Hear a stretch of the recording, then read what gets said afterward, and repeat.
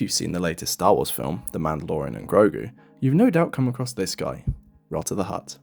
In the film, Rotta is a huge warrior fighting in the pits of the planet Shakari, and he's a fun little, or actually, rather big character who acts as a central plot point to the movie. While many more casual fans may think this is the first time we've seen Rotta, what you may not know is that he already has a developed backstory. Rotta's an interesting character in the way that he subverts all expectations we may have about the Hutts. I'm sure your first thought when I mentioned Hutt is probably Jabba, who doesn't exactly have the same physique or morals as his son. But what made Rotta into the man, or slug, that he is in the latest Star Wars film? To really understand the character of Rotta, we have to take a look at his full story up until the Mandalorian film, from his birth at the outbreak of the Clone Wars to his involvement in a key separatist plot to undermine the Republic's ties to the Hutt Cartel, so we can really get an understanding of how the apple fell so far from the tree in this case. Before we get started, I want to clarify that all information will be taken from current canon only for this video. There's an absolute ton of Legends content relating to the Hutts, and most videos I've seen covering detail about Rotta and his slug brethren seem to mix up information from both without specifying exactly where the info has come from. I think if we're discussing Star Wars lore, it's crucial that we differentiate between canon and Legends so you know exactly what is relevant to the films and TV shows without Legends content murkying the waters. Throughout the video, I will also reference the source material for the content I'm discussing, so if you're interested in learning further, you can go and have a watch or a read. My aim with these videos isn't to absolutely bombard you with every single piece of lore ever written. I want to give you the key information, while also presenting you sources where you can go and lap up some more of that juicy lore without having to hear it from me. Right, so let's discuss the biology and origins of the Hutts, so you can get an understanding of why Rotta is already subverting expectations among the Hutt species. The Hutts originated from the planet Varl Prime, which was situated in the Varl system deep in Hutt space, just off the Hutt hyperspace route. The Hutts fled Varl and moved to their current world of Hutta due to an outbreak of the Kappa on their homeworld. Without going into that in too much detail, the Kappa essentially were a space-borne predator that Baron Grot of the Pike Syndicate tried to breed on one of Varl's moons in order to use as living weapons, but they escaped, which ended up in the entire star system getting abandoned and quarantined. You can learn more about that in the audiobook Padawan's Pride, but as that doesn't directly relate to Rotta, we'll probably leave that for now. The book Star Wars Droidography tells us the Hutts were commonly known for being unhealthy. It's a widely accepted fact in the galaxy that the Hutts were basically large, obese slug creatures, and so before we even get onto the character of Rotta, you can already tell he's the complete opposite of what we'd expect from a Hutt. You could probably argue that Rotta's physical makeup compared to that of his father or aunts and uncles already demonstrates that we're dealing with a very different type of character here. Even from looking at Rotta, we can tell that he'll do anything possible to get away from the reputation of his father and his species, and this idea only continues to be developed as we get to know more. The Hutts, of course, were famed across the galaxy as galactic gangsters who controlled the powerful Hutt clan crime syndicate, which had existed in some form or another since the time of the High Republic. This is an important point. The Hutt Cartel had been an established power in the galaxy for a number of years. It was almost expected that Rotta would follow in his father's footsteps and have some sort of involvement in the crime syndicate. This expectation on Rotta is another key reason why he turns into the character that he is. Not only does he not want to be physically associated with his father, he doesn't want to carry on his reputation or his legacy either. Absolutely completely off topic here, but while I've been researching, I've found out that Hutts apparently have a skeleton in canon. Why did Disney feel the need to give them skeletons? Actually, Disney gave them 3 lungs too. And did you know the official term for a collective of Hutts is a bulge? A bulge of Hutts? Anyway, back to this guy. So I think I've made it clear already that Rotta pretty much breaks every single stereotype we have of the Hutts so far. Now let's take a look at the story of Jabba's son and see how his life up until the Mandalorian and Grogu has shaped who he is.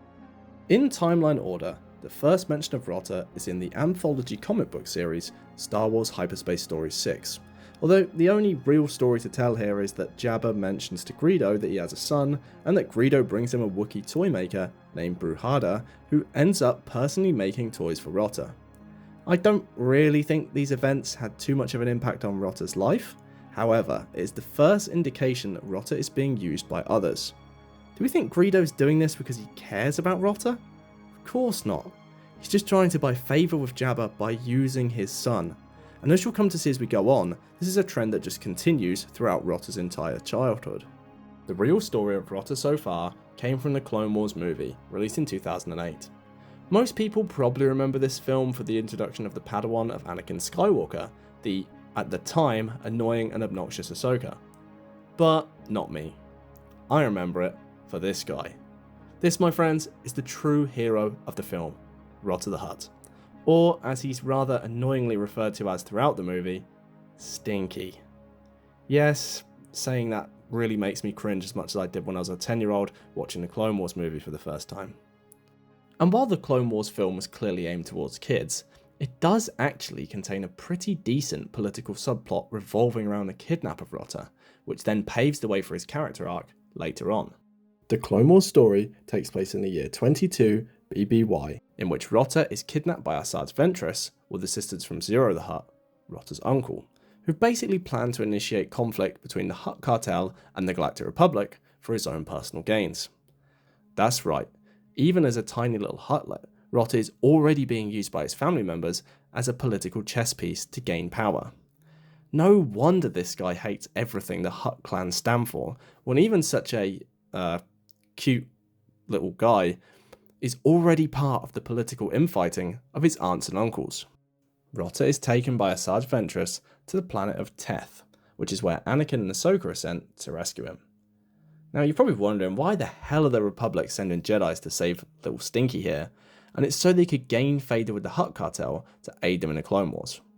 Like I said, Rotta's early life is pretty embroiled in politics.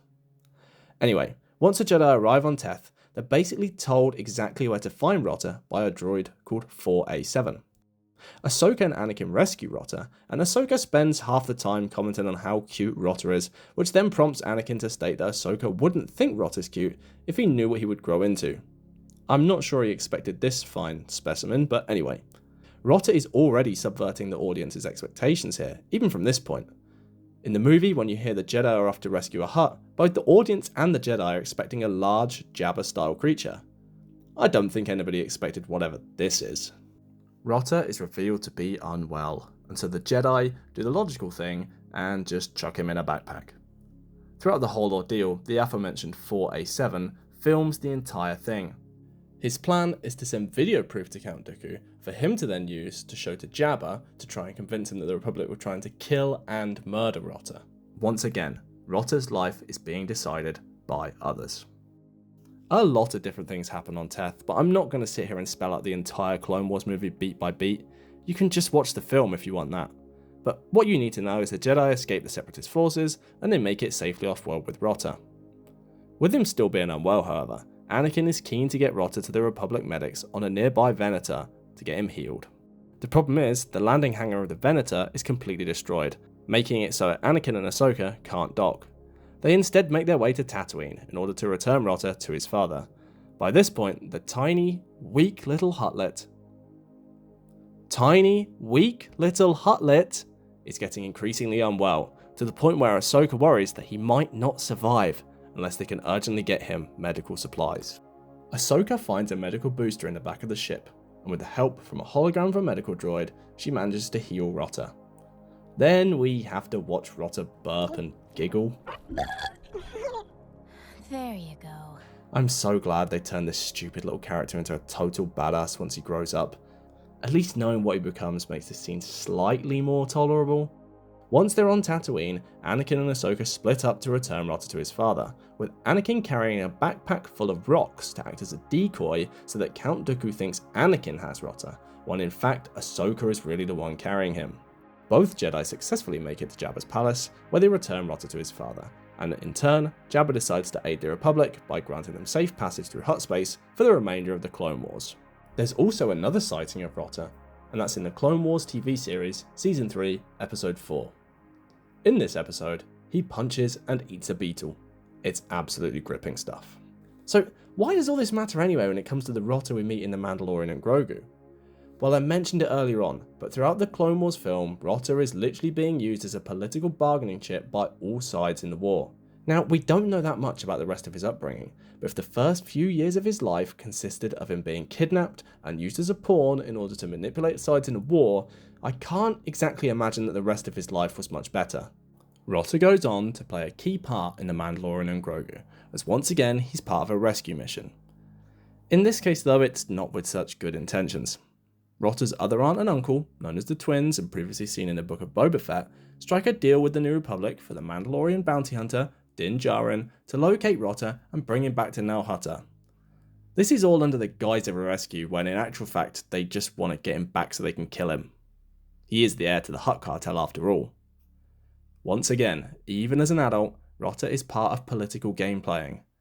This guy can't catch a break. All he wants to do is fight CGI monsters and get weird back and peck massages from a droid, and again, he's part of a political rescue plotline. Without spoiling the entire plot of the movie, Rotta goes on to stay in the Adelphi base, and he says he'll help the New Republic going forward. So in summary of all that information, Rotta is basically used throughout his whole life.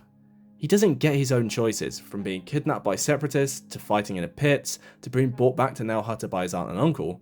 Rotta's entire life he is used by others.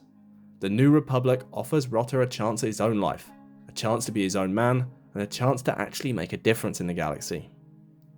So where do I think we'll see Rotta next? Well, Jeremy Allen White, who voices Rotta in The Mandalorian and Grogu, has already said in an interview in October of 2025 that he assumes he will have more lines to do in the near future. One potential option is we could maybe see Rotta feature in Ahsoka Season 2, although I think that show will probably be focusing heavily on Ahsoka and Sabine on Peridia, and I don't expect to see too much of the Adelphi base, even with Ezra being back in the main galaxy. I could definitely see Rotta somehow being involved in Dave Filoni's Heir to the Empire movie, if that thing ever ends up getting made. The idea of Rotta charging into battle against the undead forces of Grand Admiral Thrawn already gets me pretty hyped up, to be honest. Ultimately, the story of Rotta is one of a man who up until this point hasn't had a fair shot at life.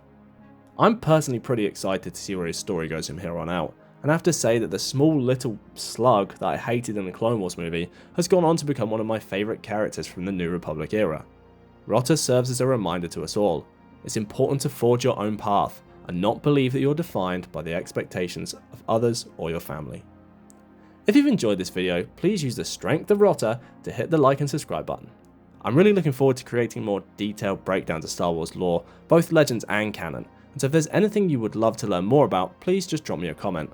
I have plans lined up to do some brief introductions to the High Republic era, more New Republic content, and discuss some of the more out there topics from lore such as the World Between Worlds and the Mortis Gods, but if there's anything you'd like me to discuss sooner, just let me know down below. Thanks for watching all, and remember, just because your nickname once was Stinky, you still can go on to great things.